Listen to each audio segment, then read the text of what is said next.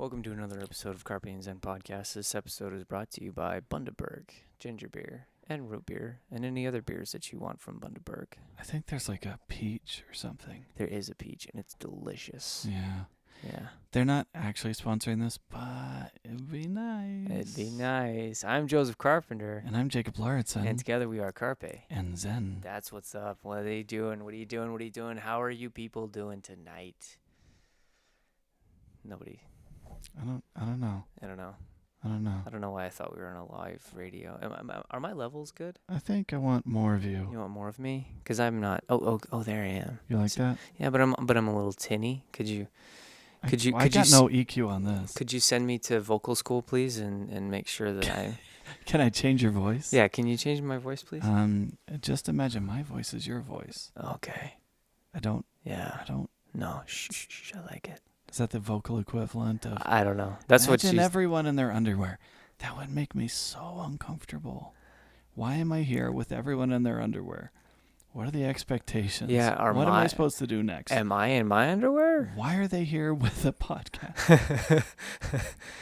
I don't really need to know about your underwear. Okay. All right, party people. Let's get right into this episode. So for the last couple episodes, we've been talking... about stuff. On and on and on and on about, you know what, we should buy a cinema camera. And finally we decided, and then we did it. And then it was back ordered, and then it came in. It's right here. Yeah, it's in front of us. Sorry, I wanted that on. It just seemed like the right moment. And it's here. Okay. You always get a more satisfying pop from your Bundaberg than I do. I do? I think so. Oh. Ooh. Is that one okay? That was like a fart. Really stole my thunder there. I was okay with it. I was trying to make it, like, not be as fast. Be as fast. Okay. I don't know. I don't know. You can slow it down in post. I don't know if you can actually slow it down. Do I want to? Yeah, no, definitely not. Okay, so this is what we want to do for this episode. Prove it. Well, Joseph was busy earlier this week, and we were waiting for the equipment to come in. I mean, some had been slowly trickling in, but today the camera arrived, so we're like, okay, let's do this. Yeah. Let's just record a podcast while we unbox everything. Yes. Now, the last time we did something like this, we were vlogging, but since vlogging's kind of dead. I had a student come up to me today. I think his significant other was in my media class, and so he just makes this random comment today, just next to me. He's like, "So, like, when are you going to be vlogging?" This is the first time I've ever spoken to him, right? Like, Okay. I don't know. Wait, why? Vlogging what? I don't know. He knows I do YouTube stuff. Oh, okay. I got you. I guess. I got you. I don't really vlog. I'm picking up. I guess. Well, who really vlogs anymore? I mean, Casey Neistat posted a video this week, and it reminds me again. He is the best. He is so good. Okay, so there's a guy by the name of Hella. Okay. He's a runner. Does YouTube. Oh, yeah. Do you know who Hella is? I know who he is. He decided to run across the country, right? And he started, like 90, I guess now it's probably about 90 days ago. He went from like LA to New York. Just did transcontinental. Ran across, and it was for charity, and he got sponsored by Gymshark. They gave him an RV, and so his friends. He just runs and sleeps and runs and sleeps and runs and sleeps. They every 5 miles, so they'll stop whatever. He was doing like 30, 40 miles a day. Wow. That's intense. Meanwhile, Iron Cowboy's doing 100. Like he just hit day 100. I don't know. Yeah. He's doing another thing. He does 50 miles. He does an Ironman a day, and I think he did it for 100 days. Yeah. So I think he had just finished. I assumed 100 for 100 was the day. I haven't seen 50 this. for 100? I haven't seen this one, but I saw his last one. Yeah, that was a good one. He lost so much weight. Oh, yeah. He looked okay. He looked fit. Yeah. I saw a picture of him getting out of the water on the last day. He's a fit dude. He looked okay. Yeah. But he was like emaciated last time, I think. Yeah. Anyway, So he's running across the country. What does this have to do with our camera? Well, this is about vlogging. It's about vlogging. The last day, Casey Neistat shows up on his doorstep. He's like, so he talks to him, and he had met Casey once before, I think. Okay. And Casey likes to run. Uh-huh. That's his thing. And so Casey just ran the last 20 miles with him. Oh, awesome. And there was a big crew of people. Basically, they went from Jersey to New York. Was the last leg. They crossed the bridge. And then they got to get to the water. That's a marathon. That's that's an event. They do that every year. Yeah. So it's an established route. Yeah. But they didn't say 26. They said 20. So I don't know where they started. Yeah. But yeah, and it just reminds me just how good Casey Neistat is. He's so good. I will watch anything he makes. Really? Oh, so good. Okay. Now, I don't think Wait, what was that really I would bad? watch anything he's made in the past, but he's just so good. What was that really bad movie he was in? Dang it. Oh, Power or something? Yeah, Power. I watched it. I watched it. The Jamie Foxx one. It's not fair to say that movie was bad. It's just forgettable. I don't. It is forgettable. Yeah. That's for sure. It was okay. Yeah. It was okay. Yeah. It wasn't a bad movie. That's unfair to the filmmakers and the crew that worked hard on it. It was a good movie. It was just forgettable. I think that's fair to say. Yeah. Forgettable. Yeah. Is that worse? Unforgettable. Is that worse? That's what Simon Cowell would say. It's forgettable. It's forgettable. And but it's so on the nose. It's not he's not saying you're bad. He's there's nothing about what you just did that is gonna stand out. Yeah. And that doesn't work. Kind of like it has to stand out. Kind of like our podcast. That's kind of where I thought you were going with that. Which is why we've made up sponsors. So, thanks, Bundaberg. I'm probably not even saying their name right. For existing. They'd probably sponsor us if I said their name right. You think so? So anyway, the last time that we opened a camera, we vlogged it, and I was asleep. Oh yeah, you were tired. So I was don't know wondering why. Why were you so tired? I think I just gotten off a 3-day shift or something. Okay. It was the EOSR. Yeah. And then the one we did before that, the big one, we got the. We didn't have a camera to really record it because it was our first camera. Yeah. No. We recorded it on this camera on the Lumix. What was before that? Before the R? Oh no! I was thinking of the mic. Oh, where we dropped it? Yeah, when we got the where I dropped it. It was so stupid. I opened it and was here, boom, just dropped this $700 mic. See, you keep saying 700. The package was 700, which included the boom pole and some other accessories. Okay, it's a $350 mic. That's true. Okay. MKE 600. Yeah. Sennheiser. That's a $700 Been a great mic. Yeah. You didn't break it. No, I didn't break it. Haven't recorded. Broken it yet, actually. Our 2 features on it. Yeah. So that mic's done a lot of work. A lot of work. Should we start opening things and we just talk through it? Yeah, it's fine. What do you want to start with? Joseph. Oh, I'm just curious what you want to start with. All right. Okay, so I'll run through. Should I say some of the things? Why don't you start opening? And all right. I'll just. I have these. You have the list. Kitchen shears. This is how we open boxes. I don't know. So he's going for the Blackmagic Pocket Cinema Camera, 6K Pro, and of course you're just gonna use your knife, right? Yeah. Oh no, that's a utility knife. Yeah.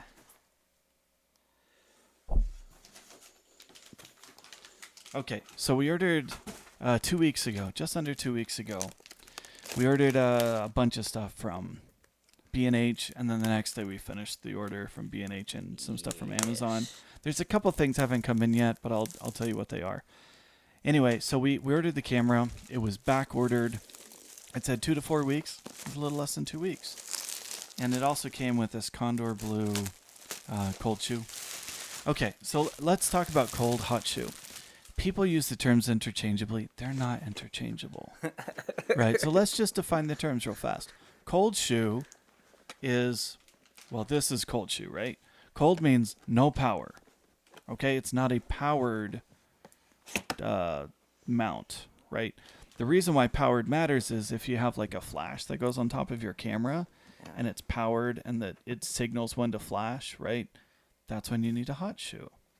But when we talk about video, we're not really working with powered mounts. Like, it's not really a thing. Oh, Joseph's doing the interesting thing now. I'm done talking about cold shoe mounts. Whatever. Nobody cares about. Nobody cares. I care when people say the wrong thing. Do you? I care so much. Really? I really do. I don't feel the need to. I mean, unless they're just like blatantly wrong about it. Well, I yell inside my head, but I don't say it out loud, except apparently now. This is great. They're very very worldwide. You can take this literally anywhere. Apparently. So it's all the different mounts for power. Yeah. Mounts, adapters. Adapters. Yeah. Plugins. Plugs. Sockets. There's US. There's I don't know what all the different European and other ones are. Yeah. So here's wall power.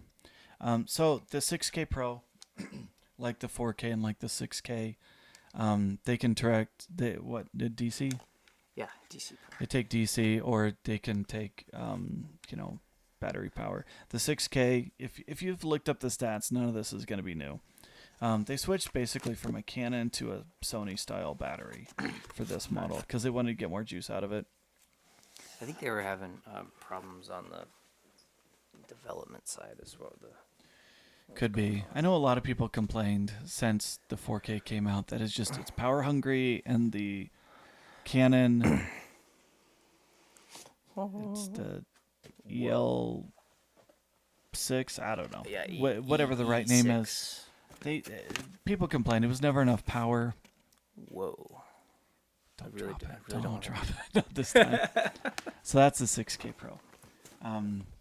Anyway, we talked about whether we'd get the battery grip or not, and we finally decided, no, we're going to rig this thing out, so we don't need the battery grip. We'll just get some V-mount batteries. This is way bigger than I thought it would be.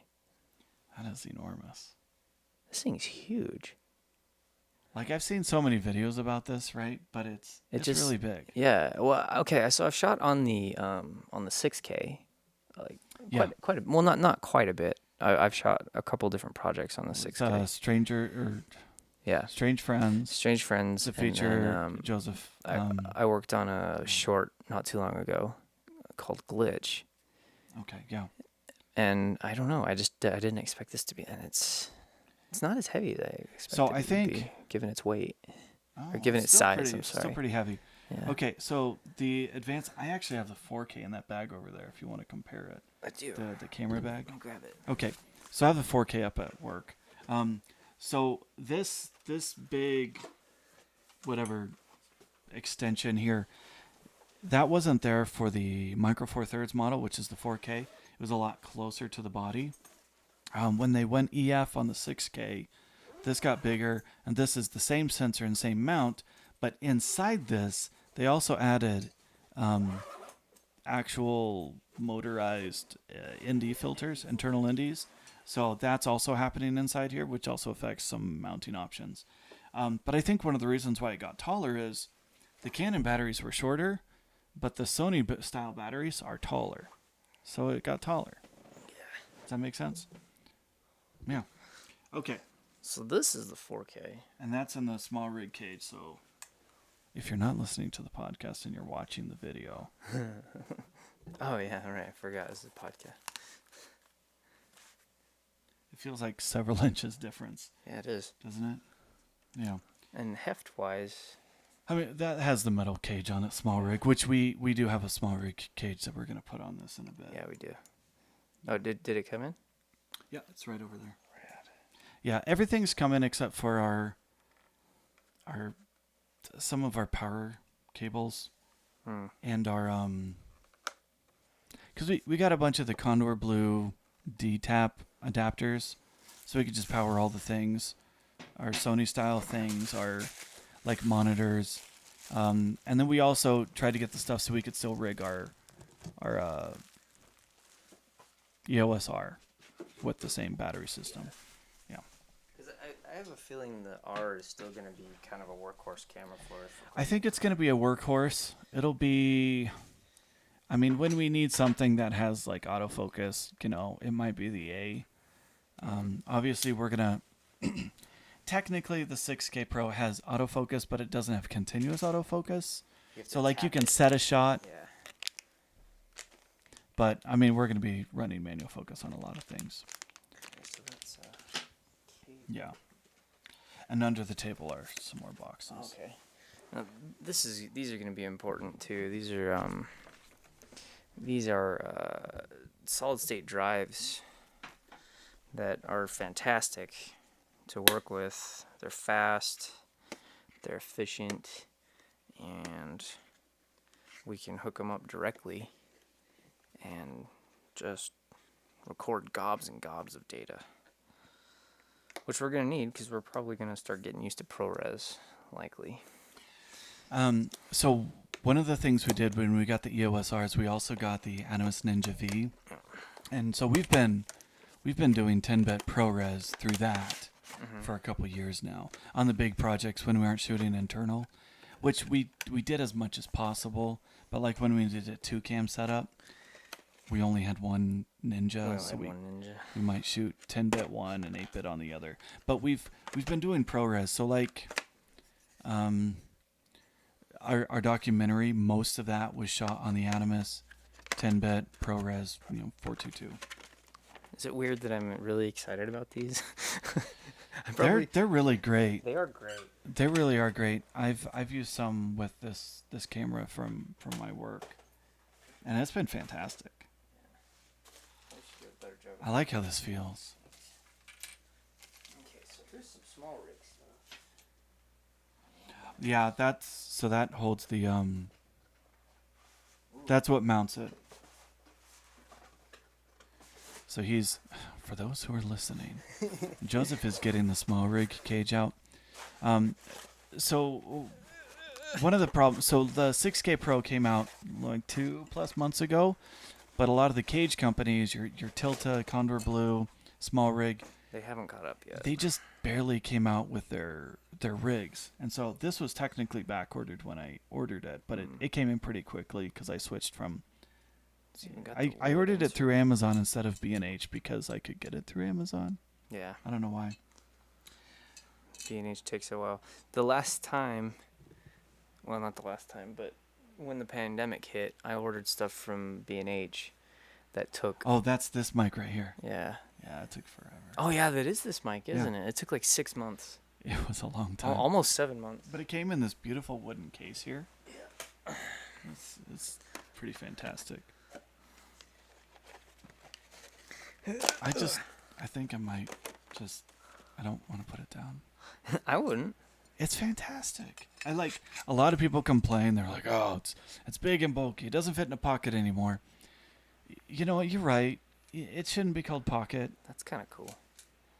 Yeah. So this is for those of you listening. It's holding the cage. The cage has a mount for the Samsung drive. I think it's weird that they only work with the Samsung one. It's so popular that everyone has done something about it. I get that it's popular. So that's what this does, is this. I just think screws this end in there. Why wouldn't they just make this a clamp thing to make it? That's what this piece does. Yeah, but you're right. Well, no, I mean right. to adapt other kinds of drives. You know what I mean? There's some others that are a little more like the cell phone mounts that kind of contract to different sizes. Yeah. I don't know. So quickly, the industry standard for the Blackmagic cameras was the Samsung T5, T7 series, which is it's a great drive. We've had really good luck with Samsung stuff. Yeah, that's one of the things we talked about was whether we would use this on the bottom. So I'm happy to see that your first reaction is, okay, this is kind of cool. Yeah. Because I know I've used this other one from work. It mounts on the top. It kind of gets in the way. Do I have what? Okay, yeah. You see how that mounts? Yeah, I see how that mounts. Well, that's how all the other ones that I've used have mounted. Okay. Anyway, so I want to talk about the camera. So a lot of people are like, they don't like the form factor. It's too tall. It's too this. It's, you know what? You're all right. You're all absolutely all right. Don't get the camera if you don't want it. But now that I'm holding it, it is a tall camera. Yeah, and maybe it's a little wide, which is what people say, right?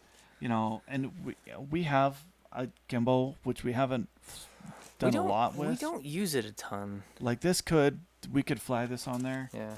but I think for what we plan on doing, you know, throwing this on a tripod, doing some handheld stuff, throwing it on a shoulder rig, this is a good size for that. Yeah. And we also got the EVF, and some people are like, oh, well, you know, I couldn't possibly use the EVF. That's what the big screen's for. And you're right. But I'm thinking about our dock work. Yeah. I think we will use the heck out of that EVF for dock work. Which we went back and forth quite a lot on the EVF because it's an expensive piece of kit. It's $500 basically. Yeah, it's not a cheap thing to buy, but I think this is a generational thing, right?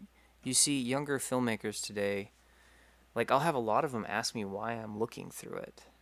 I'm like, what are you talking about? Like, what do you mean why am I looking through it? And I get that, you know, with mirrorless cameras, it probably isn't as big of a deal, but you gotta understand, like when we came up using cameras, if you wanted to get through the camera, in the camera, you know, you wanted to feel these things, and so it's still an integral part of how I work and how you work, right, Jacob? Is it same for you? So when I'm looking at an EVF, I'm thinking, yeah, that's something I definitely want, you know, because I want to be able to sense the things, I guess. So I walked away because I wanted to grab one of our first cameras. Not our absolute first camera. I think the first camera we shot anything on was a Canon Hi8. So it shot to tape. It wasn't digital yet. This was our first digital camera, which we still have. The Sony Digital Handycam DCR TRV 103, and it lists NTSC on it. But it was digital camera. It had this pop-out screen, which is like, you know, 2.5 by 1.5. I don't know. But EVF. So we totally use this. Oh yeah. And then after this, we had access to, is it this Canon digital camera? This is all before HD. Oh man, I was gonna freak out if those were still the same battery nodes, but they're not. Yeah, this is that old mic you always talk about. Okay, when we started YouTube, 3-4 years ago now, we got this mic out and played with it a little bit, and it's gain hungry, but it sounds great. It's quiet. It's 30 years old. And it was like 120 at the time we got it. Yeah. And the whole camera itself was like 700 with the microphone, or just with the battery. It's a really good mic. This is nice. This stereo. It's got battery powered. Anyway, it's always just right over there off camera, and we mention it every once in a while. I'm like, oh, wow, they're not that different in size. But some significant differences. That shot 480p. and that was this good. This is 6K. That was good back then. But, like, we didn't even get this for the 6K. No. I was excited for this for, like, I want Blackmagic RAW. I've enjoyed using it on the 4K. We wanted to be able to use Canon lenses. Mm-hmm. So that's one reason for this. This has the articulating screen. This has the ND filters. This has the second mini XLR jack. And on and on and on. That's why we got this. We got this for workflow. This is purely a workflow. Like it's easy to grade. The aftermarket for them is getting insanely large because they're really, really popular. Everybody they're holding value. Yeah, everybody in our area. When I say our area, I mean southeastern Arizona. They're all using this. This is what they're shooting on. I posted a picture today of just the open box from B&H because we hadn't opened the actual camera yet. And someone had commented, This takes CFast. I don't think I knew that. I mean, I'm sure. "Welcome to the cool club," was the comment the person had made. Yeah, that's what Rusty said. Okay. He's excited. I think he's hoping we're gonna bring it out to his next project. Well, this is another reason why we wanted it. It makes us more attractive to other people. It does. Makes us hotter. I mean, everyone just wants to use this, okay? It's like the way you talk about trucks. Yeah. When you have a truck, you don't have friends. You don't have friends. You just have a truck. have a truck. Which I was always so nervous to ask for Joseph to help me do things that required the truck for that reason. But now I know that's not an excuse because he got rid of his truck. Let's put this on. Let's do it. I'm trying to think if there's anything else we really need to open. Snug. Is there anything else we need to open? Yeah. Yeah. What am I missing? I mean, there's a lot of stuff. Well, there's 2 boxes underneath there. I guess I can go through the list of everything that we ordered. We ordered the EVF, which we haven't put on yet. Are these the batteries? Those are the batteries. That's the EVF. Oh, these are the ones I had. Yeah. So we got. We decided to be able to. We needed everything so we could rig it out with V-mount batteries. Yeah. And then we got all the adapters so we can do it with our other cameras as well. So we could power everything. I have experienced the horrendousness that is not having, that is just running the 6K. No experience with the 6K Pro yet, obviously. Which is a different, battery. Different battery. Okay, so we got the small rig cage. They have a version that has all these extra bells and whistles, a viewfinder, shade hood, which I don't know that we needed it. I wanted to see it on something first, but also this has a much brighter screen. It went from 500 nits on the previous models to upwards of 1500 nits, which can get super bright. And we're in Arizona, and that really, really matters because it's incredibly bright, which is another reason why we wanted the Indies. Like, we have a matte box, and we have some really cheap glass that we could throw into the matte box. We haven't invested really heavy in that yet. No. But, oh, you're grabbing batteries. I'm curious about the batteries. They're supposed to last about an hour. Specs. Yeah. This is already heavier with this. Yeah. It doesn't have a battery in it either. Yeah. All right, let me see. Canon LP. Oh, that opens. Okay, so on my 4K, trying to get the battery door open, it takes me forever, and it's kind of embarrassing. That just popped right open. Oh, yeah. This is like about a third more of the capacity. He's looking at the wattage. I'm looking at the watt hours. The difference between the Canon and the Sony. Yeah. Both of them lithium ion. So the Canon is a 2000 milliamp hour battery, and the Sony is a 3500 milliamp hour battery. Let's get the EVF. Yes, I do want that. So, I don't know. This came a week ago. Let us know in the comments what you think about our EVF choice. And do you agree, disagree, hate everything that I said about looking through the camera? Not you. I was talking to people. I mean, there's 2 reasons why it might come up for us in particular. One is for daytime. Is daytime. Like the viewfinder is much brighter than it was in the past, and we can still put our Ninja V on it too, which, like, we have different monitor options. But like when we were shooting our narrative feature, Sean, our camera operator and co-cinematographer, he was putting a jacket over his head. It was so bright, so we could actually see it, and that was with the Ninja, and I don't know how bright that gets. Yeah. Well, it was also Then we reshot the scene, and it was also like was 90 snowing degrees, outside. and it's really hot. I don't, That was early February, yeah. late January. Welcome to Arizona. Is there a tool for this to take this Nope. off? It's hand screwed. Okay, so they have this kind of proprietary port on it. You just, I don't know, it's supposed to be thumb screw. Tools. So this just kind of hand screws in, and then you've got this. Now this, I believe, has 720p inside the I think so, the viewfinder.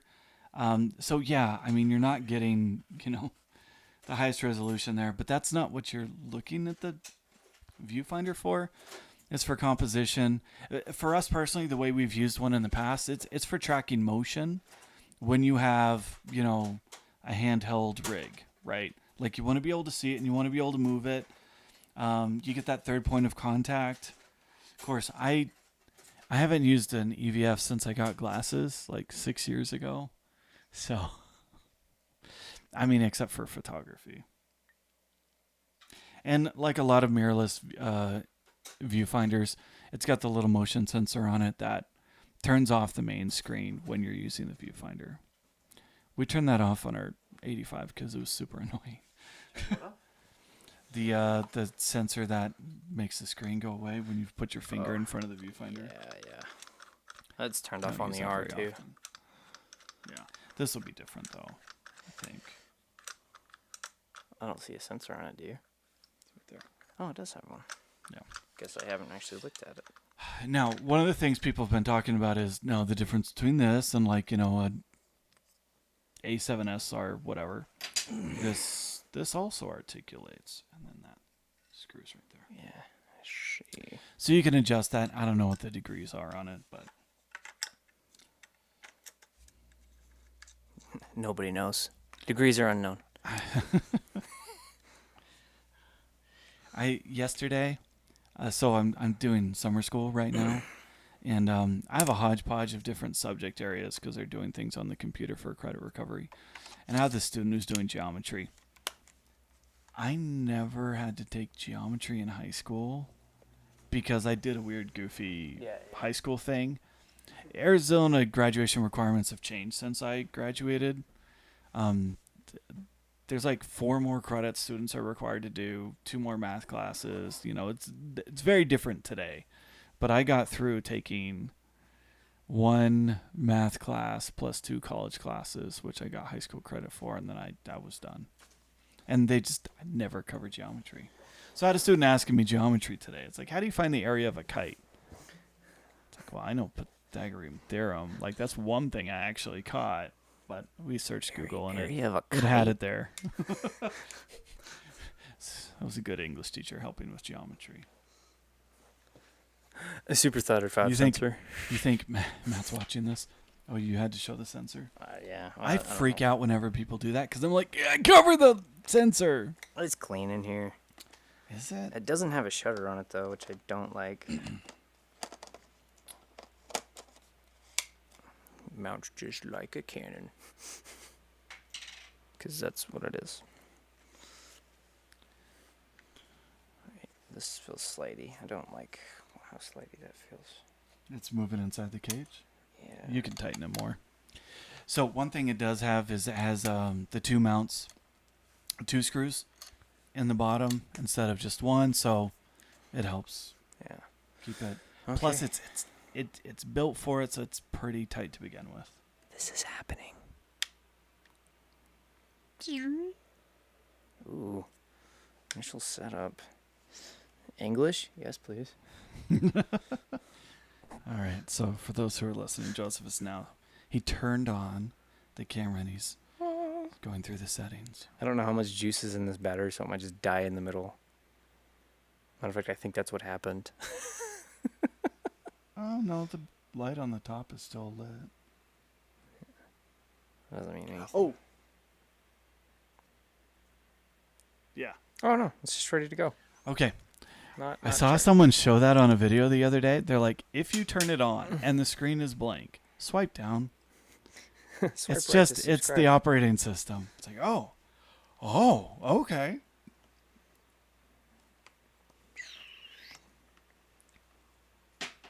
We actually have a whole lot of projects coming up that we're going to be using this on. We do.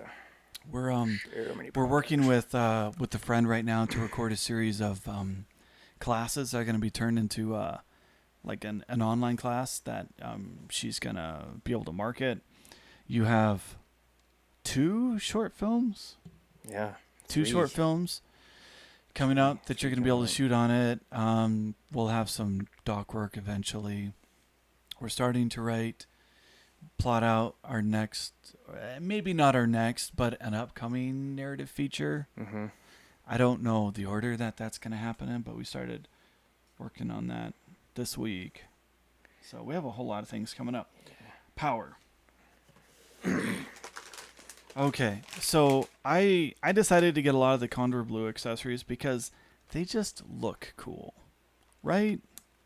So this is the Condor Blue Mini XLR to XLR. Oh,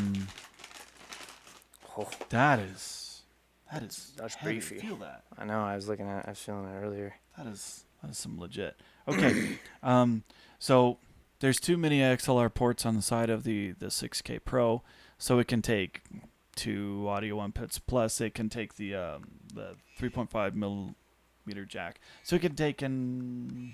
What filters many. noisy? Yeah, but you're not going to be doing it in the middle of a take. Well, yeah. It's just noisier than I anticipated, I guess. Okay, so this stretches, so it doesn't have to be on mic, but it'd be nice. Okay, man, that feels really good in the hand. I'm excited for the others. That's okay. So we have three things that are still in back order. So we got three of our Condor Blue accessories came in. This is a Canon D-Tap, so we can set this up with the EOS R and power it through V-mount battery. That's what this is. This is mic cable. We got the cold shoe. We also got D-Tap for Sony style, so we can run our monitor, and D-Tap to just run the 6K Pro. So we have all those power options coming up. So we didn't have any V-mount batteries, so we bought two, and we got a charger. I'm not talking because I'm playing with the camera. We talked a lot about what we should do for power choices. Yeah. And instead of just getting the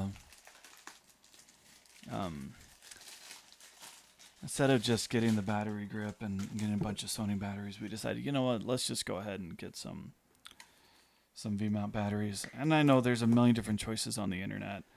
We opted for not the biggest, but so we got 95 watt. Because that's the most you could take on a plane, right? I think you can go a little bit bigger now. They have 98, and then like 150, and then so they have a ton of those. So these ones, in addition to just going through the V-mount. Scene one, take one, real one. Why do you even need a clapper anymore? Right. So in addition to just going into a plate, which is one of the things that's back ordered right now, is our battery plate, and then those two cables. You can go USB and D-Tap out the side, and then you can check the power of the battery, and it's fully charged. But I think it can do more than one of these at a time, so you can run a couple things. We got two good sized batteries, because then we can just swap them. I think it'll be enough for us. Now, one of the nice things I do like about the Blackmagic cameras is it can power, like it has phantom power to run. It does turn on the mic. It can also, because it has such a big screen, it doesn't necessarily need a second monitor. And because this articulates, it may not be necessary. But I figure when this is completely rigged out, we might have someone pulling focus using a second monitor. Pairs so well with Cinema Glass. So well. I think Joseph likes it. When we actually have Cinema Glass. We have one We do. entry level. Yeah, most of our lenses are photography, but we do have one Rokinon T15 Yeah. 35 millimeter EF. I forget what DS something or other. Which we did shoot Ace of Hearts in part on. I'm looking forward to a complete set that's all the same series, so that it doesn't mess with contrast and things, which has been an issue during grading, is using different lenses that don't match. I was for a long time like a huge advocate that, like for the Rokinons especially, optically it's the same, the coatings are slightly different, whatever. Yeah, I think the coating is right. Yeah. But I have played now with multiple versions of the lens that we have. What are you looking for? Did you get the other battery out? I only got one battery out. Oh, it's right there. Oh, okay. So I've now played with multiple versions of the lens that we have, which is the 35 DS or CS something. I don't remember exactly what they call it. I want to say DS. And it's a really great lens. It's soft, but it's supposed to look soft. Anyway, I had an opportunity not too long ago to play with an entire set of the zines, the Rokinon zine kit. How many did they have in their set? She had 24 up to 135. So that'd be 24, 35, 50. It was a 5 lens kit, yeah. Nice.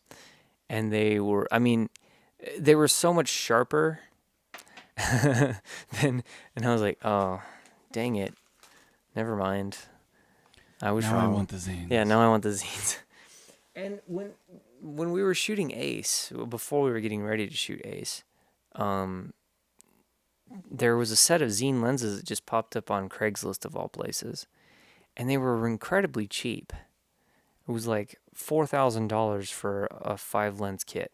Which is, they have a newer series right now, which is like carbon fiber, and it's like $2,500 a piece. Yeah. But at the time, they were probably about $1,600 each. Yeah. 1,700 maybe. So 5 for the price of 2. Yeah, 2.5. Anyway, and I went back and forth about it for a long time, and I had made the decision to get them, but by the time I contacted the guy, they had been sold. So I wish I had gotten them at the time now. It wouldn't have worked with this set. It would have. Well, I mean, it would have worked for Ace. We would have used them on Ace, and that would have been cool to shoot everything on cinema lenses. So. Yeah. I mean, we definitely used some autofocus sometimes, which, I mean, there is a powered mount on the 6K Pro. It can autofocus. It's not the world's best autofocus. It's pretty new. So far, it wasn't working. I couldn't get to autofocus. It's new on the scene. Yeah. It's not. I wouldn't even really call it.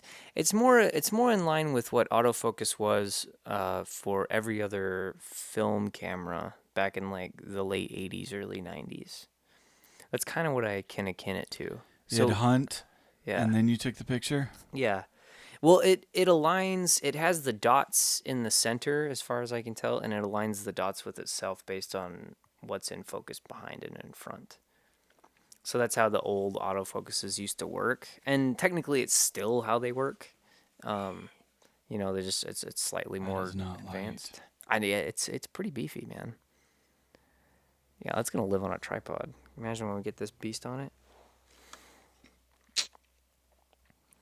Oh, I was freaking out. I was like, it said D-tap. This is just a USB port.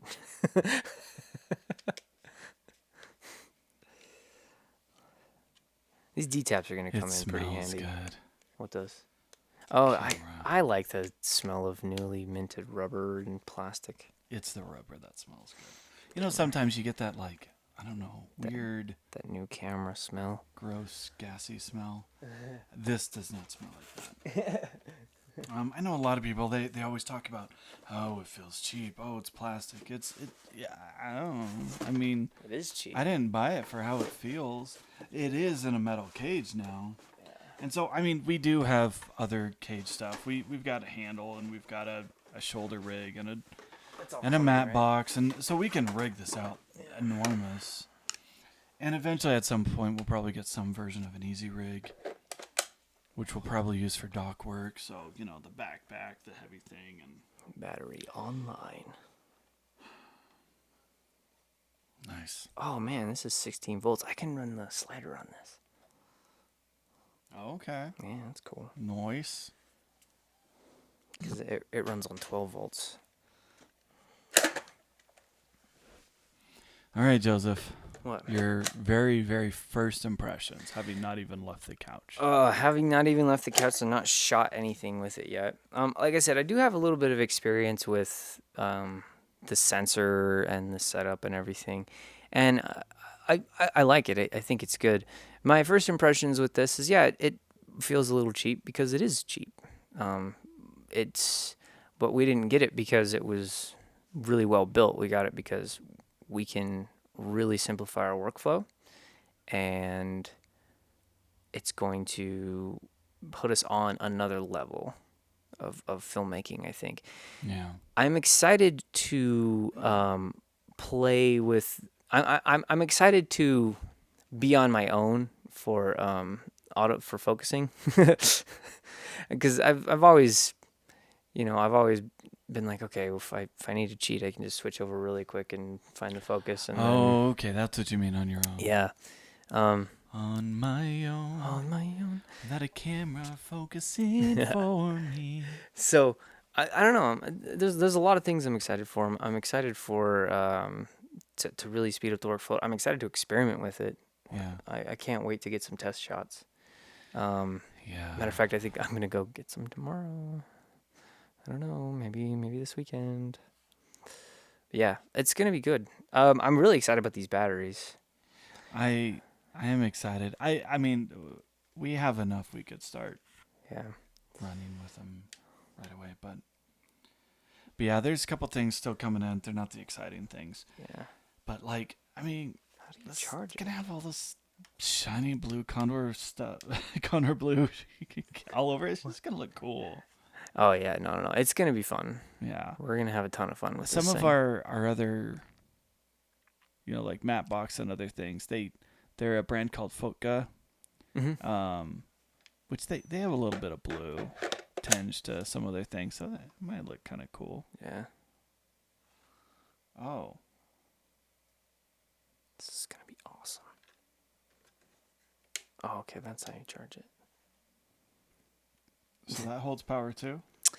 No. But okay. you can send power out on it, so you can do like this. And then plug it into the other. Yeah, and then you right have twice the capacity. Okay, and then you run lights and other things. Yeah. Oh, okay. Yeah, like I said, we're new to beam mount. Yeah, it's something we've been excited about for a while, though. Yeah, I've been probably years thinking, oh, should we pull the trigger and just do it? And we finally decided, you know what? We're just getting everything. Let's just get it. See, here's my thing. I'm a service technician. I do a lot of electrical type stuff, right? This is literally like the kind of stuff I do for a living. And I'm like, I can make that. I can make that for cheaper with stuff that I buy on eBay. Here's the thing. I'm not going to do that. That's it. It's not, I mean, Joseph has a certain set of skills. I'm very lazy. I mean, we've talked about the speakers that he wants to make, and it's just, so many skills, but no time, no place to just manufacture things on his own outside of work. Yeah, because you worked in manufacturing for like 10 years. Yeah, right? Yeah, I worked in manufacturing for a decade. So and and that really was the case. I was like, you know what, I could just get a case, build my own little D-tap, with some Deutz connectors that I can replace anytime they break. But then I'm not going to do that. And plus, when you show up to a shoot with some kind of Fong Kong Fooey whatever, people are gonna go, "What's that?" You're gonna be like, "I made it," and they're not gonna be impressed. They're not gonna. It has a, and it's magnetic. That's probably the coolest thing I've discovered so far. Not like that. Not the small Kodak. rig hides the Yeah. Allen wrench Yeah. inside the handle. Yeah. Is that the cold shoe? Oh no, that's I just gotta another. get the screw to put this piece on. Oh, gotcha. So it's gonna be fun. We've got a lot of stuff coming up for this thing, and it's gonna make us more attractive for projects. We hope. Yeah. I'll use it a lot for work. You'll work use it a lot stuff. for work, I think. Yeah. Yeah. It's pretty exciting. Oh, it sure is. Oh, it's gonna be great. That's gonna be great. I just gotta figure out how to mount this. I think it's already mounted. You just slide it in, and then screw it down. Yeah. Right here. Or is that just like the cable guard thing? No, that's coming tomorrow Yeah. or Monday. I'm really excited for that. There's one more little piece of the cage. We've had so many problems with cables getting bumped. Yeah, it just holds it in place. This is surprisingly, I mean, without this being locked down, it's Pretty taut, yeah. it is. Well, it's All right. Have you opened up the screen? screen yet? Yeah. It just Just a little bit. it just slides back and forth. It doesn't flip the other way. But that's gonna be nice. This is super nice to be able to Yeah. do. That was Hold it a low. huge gripe for me for the 6K.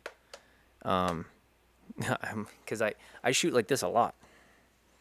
Because I go handheld a lot, and I'm trying to be as stable as possible. So. Joseph is not super stable. No, I'm a terrible. I mean, like I'm a terrible cameraman. he has micro jitters. For my time in Nam. In another life. Yeah.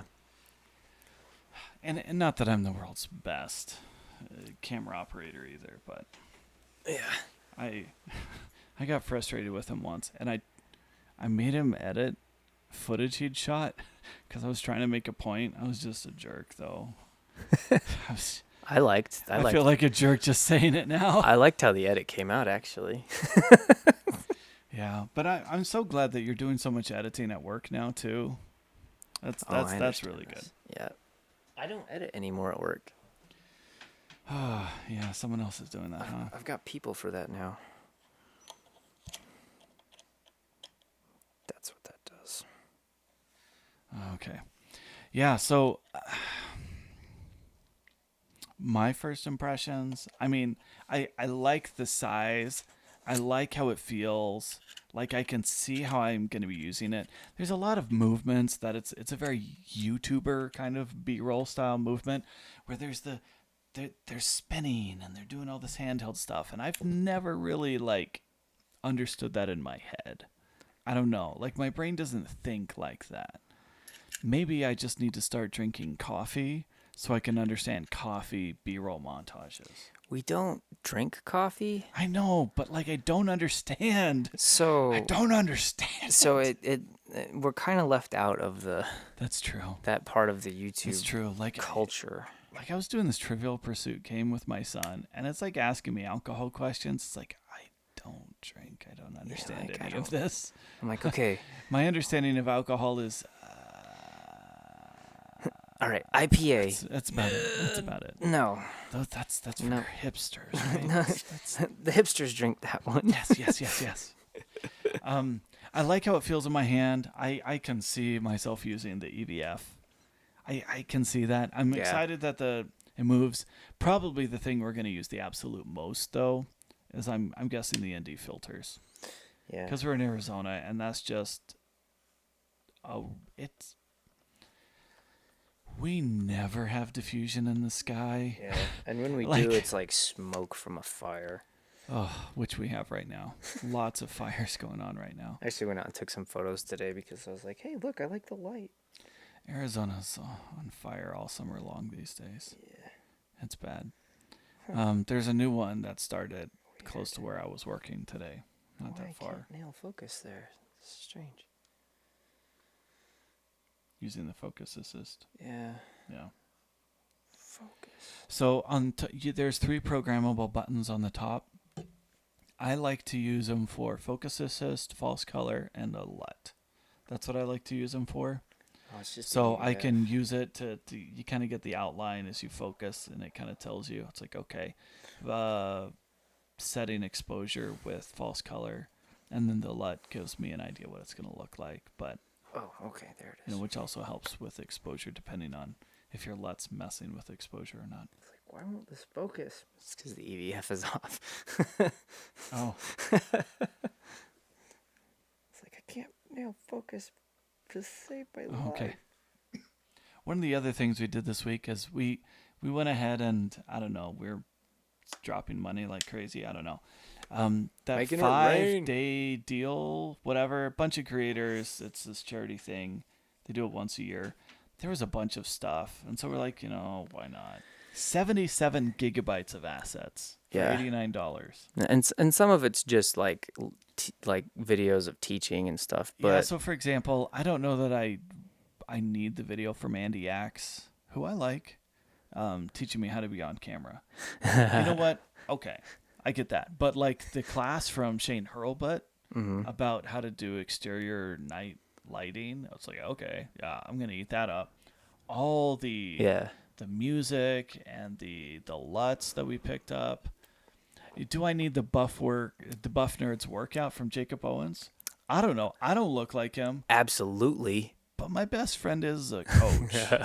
So I don't know. I keep saying Jacob Owens is living my best life. Buff Nerds. I like him a lot. Oh, he's in a different... He's in a different league. We're not there yet.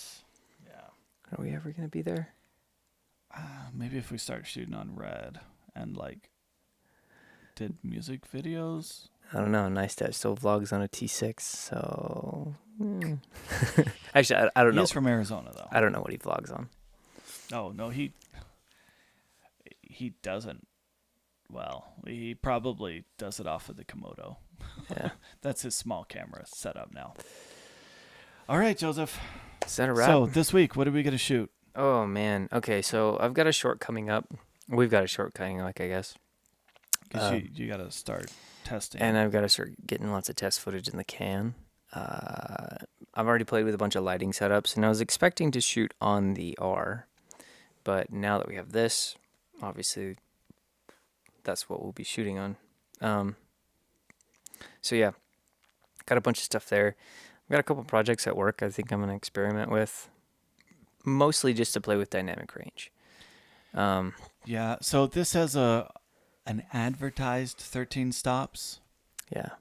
Obviously, if you have a controlled setting, that doesn't really matter.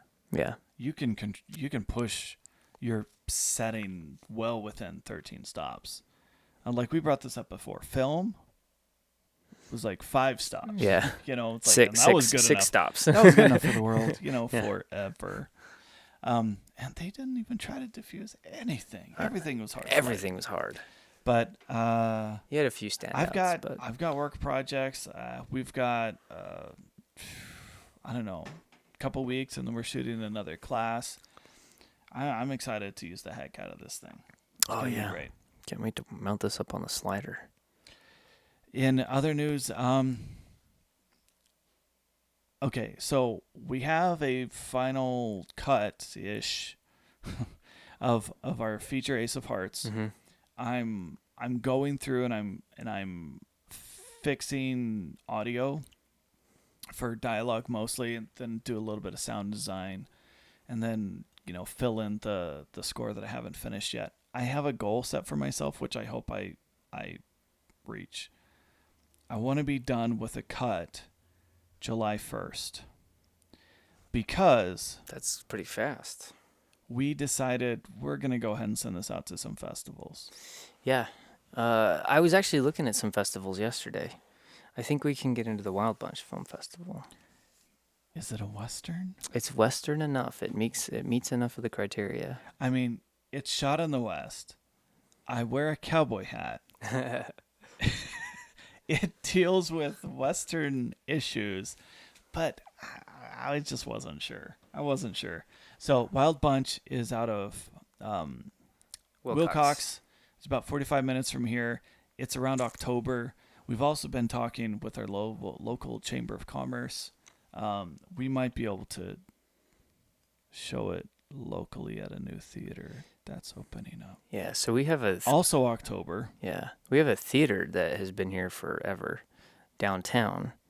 It fell apart. It hasn't been like working in our lifetime. No. No, I don't think in our lifetime at all. Yeah. And it fell apart a few years ago, and they eventually rallied enough money, and they're getting it together. And the mayor of our town happens to own a construction company as well, so they're donating time and to then it. like United Way put in some money. And Freeport McMoran, a bunch of places have put in money. So we're having this community theater built, and it's going to be awesome. They're building it in the 1930s Art Deco style. Oh, it's gorgeous. That is definitely the preferred style for a theater. Yeah. Oh, yeah. For live physical venue. Yeah. So it's going to be amazing. We are going to have a showing there. And we might be one of the first things showing there. That's kind of what we're... Which is big. Which would be October. Yeah. Also, Sholo has a film festival in October. So, yeah. I don't know. I mean, obviously people have to say yes, but... Yeah. I'm learning how film festivals work and how submissions work, so... That's good. Yeah. I'm also looking at there's one in Tucson like film and music. The Tucson International? No, we're not going to get into the Tucson one. I don't think this we is get into Tucson that one. like film and music. Let's throw it into Sundance. Why not? I'm getting there. Scottsdale. I think we'd apply to Scottsdale. Mm-hmm. And I think I want to do Slam Dance. Is that in Park City? It's at the same time in the same city as Sundance. Yeah. But one of the great things about Slam Dance is it's geared towards first-time feature directors. So this is my first feature. It is the only movie I can ever apply really for Slam Dance. So it's like, well, yeah. I guess we should then. throw American Weightlifting Story in there too. That's it. That way we now, both have an excuse to go. Early deadlines is about halfway through July. That's why I'm shooting for this July deadline. Mm-hmm. A lot of them we would all be applying within a couple of weeks, and then some might show October. They also don't conflict with each other in their requirements. Like literally, we could get all of them, and it wouldn't be an issue. That's one reason why I'm picking the ones that I am. Only the big ones have the weird rules, like you can't apply to any other festivals. So like Scottsdale is like you can't already be selling it. Yeah. And you can't have shown it in the Phoenix area. They want a 75-mile distance. So I'm like, okay. But Sholo's far enough away, so is Tucson. What I'm learning about these rules is that we don't have a big enough budget for them to care. They're looking at the over $10,000 budget films for that kind of thing. Oh. Yeah.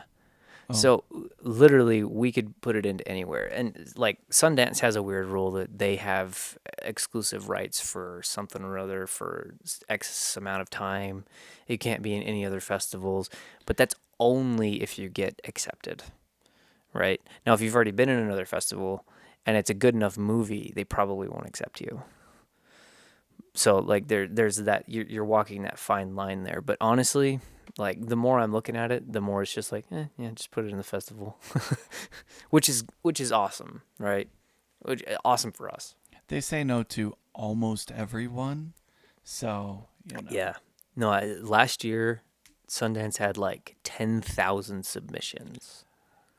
If you count the shorts, it's like 18,000 submissions, and 100-something things get to show. Yeah. I mean, and they're not all features, they're shorts and whatever.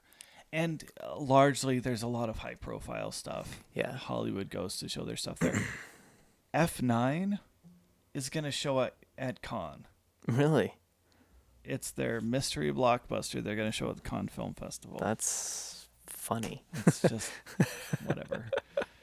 They wouldn't even let Netflix show things because it's not being shown in a theater. Because it's not cinema. They didn't like that. Netflix just like rented a theater in France to show it so that it could qualify, and they're like, "It's fine. Now we changed the rules on UK." That's where I saw Thor. It was in France before it came out here. No. I'm sorry, Spain. I saw Thor in Spain like 2 weeks before it was released here. Yeah, I just in Spain. I just happened to be in Spain when Thor came out. Just happened to be out there. I was legit. I was walking past the theater and I went, like, really? I had to look it up online. Oh yeah, no, it got released here like 2 days ago. I'm like, well, I'm gonna go. I don't need subtitles. I speak English. Yeah. So once I get the final edit and whatever, that's some of the other things. We got to do closed captioning and finish all the marketing materials, whatever. But like that's so that we already have our distribution set up. That's not why we're gonna do festivals. Yeah. We're gonna do festivals for a couple of reasons. One is it's cheaper than renting a theater. It is way cheaper than renting a theater. $45 versus $2,000 for like a showing. I don't know. Depending on how things are, you can rent a pool for like $100. I don't know how much our local theaters are going to charge. I don't know. We haven't just tried. Haven't talked to them yet. We haven't tried. That and there's a chance that there could be awards and some recognition, which is something we really should try, not just for us, but for everyone who for our worked on actors, it, so that they for can be our recognized. crew, And we're kind of already at that point to where it's like, okay, well, we might as well just wait a couple months to figure things out, especially if we're going to be able to. That's the timing for showing it locally for our community. Mm-hmm. A lot of people are getting excited. How much did tickets to Slam Dance cost? Because Sundance is ridiculous. It's like $500 for the weekend. Fortunately, we have friends in Utah. We would have a place to stay. Oh, yeah, because we can't. Yeah, no. Definitely. They're not in Park City, though. We have friends close enough. Worth the drive. We have friends close enough. Yeah. Yeah. But yeah, that'd be fun. Be able to go up to Slam Dance, show off the movie, talk to people. That'd be awesome. And they're like, why did you get in? Thanks for asking. Well, I don't know. I can dream, huh? I can dream. Yeah. At the very least, I mean, we start to show it, we start to see it, we start to make new friendships, and then that helps set us up for next projects. Meeting people. Yeah. Which is what's made our current features possible. Yeah. Really? And it's just been fantastic. Yeah. I mean, our current features are possible because we went to Comic-Con. Isn't that a weird thing to say? But yes, it's true. Yeah. Well, that and the gym stuff. Yeah. Right. Yeah. The gym stuff, too. I forgot about that one. The people we met just by being ourselves. Mm-hmm. Like, we're not good at making friends. Yeah. That's probably fair. It's not that we aren't friendly. Would you say you're an introvert? Definitely. I'm an introvert. Absolutely. Somehow introverts have to meet other people. Wouldn't it be nice if there was a place so they could all go and just be weird together? Comic-Con. Comic-Con, theater, which is how we met, right? Yeah. Doing stage theater productions.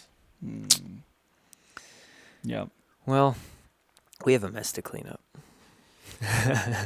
Yeah. We're going to have to figure out a schedule on who's shooting what with the camera. Yeah, definitely. I think you'll have it most of the time. Because I can get by most of the things that I need to do with the R. I just need practice and features. Yeah, we got a lot to sort out. All right. Well, hey, the other thing we're doing is our first YouTube channel was called Teach Me Media. I got ahead of the gun and I rebranded it today. I came up with a new logo and everything. Anyway, now it's called Part-Time Filmmaker because you don't need to quit your day job to start making films now. That's what we did. Nailed it. Yeah. So we're going to start making content for that. And you'll probably hear us talking about it for a Part-Time Filmmaker. Yeah. I kind of like the shtick because everywhere you go on the internet, it's like, oh, it's a 14-day course. You could become a full-time filmmaker or whatever, Yeah. Parker Wallback, he's put together his course. Like, there's a lot of great stuff out there. That's the name of their channel, right? You don't have to full-time filmmaker. Yeah. Yeah. But the thing is, you don't have to stop everything else to be a filmmaker. You can do it and still have a stable day job that actually makes it possible. So you don't see. Here's part of the problem with the film industry is it exploits people, right? It's what industry part of the problem doesn't? is, and this has been a big issue even before the pandemic. Is it takes advantage of people who are trying to break in, and so it gets people to do things that just aren't fair to them. Well, you can go through that whole crazy system, sacrifice stuff, not be treated fairly, and work your way into the studio system, which would be great. Mm-hmm. Good on you. Or you can just start making your own films. And getting people to watch them. That's our shtick is we have full-time jobs. Yeah. And Couple we're of making films. We have a couple each.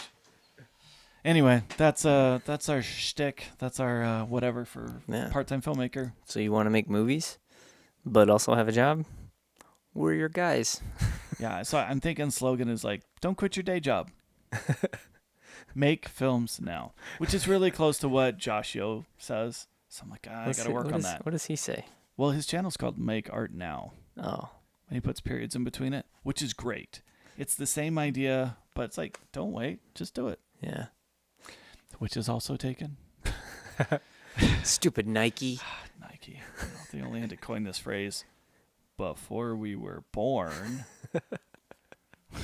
Anyway, thanks for listening, everybody. We'll see you guys next week or month or I don't know, whenever we get around to it again. We'll probably shoot it on this camera. Definitely. All right, bye. Wow.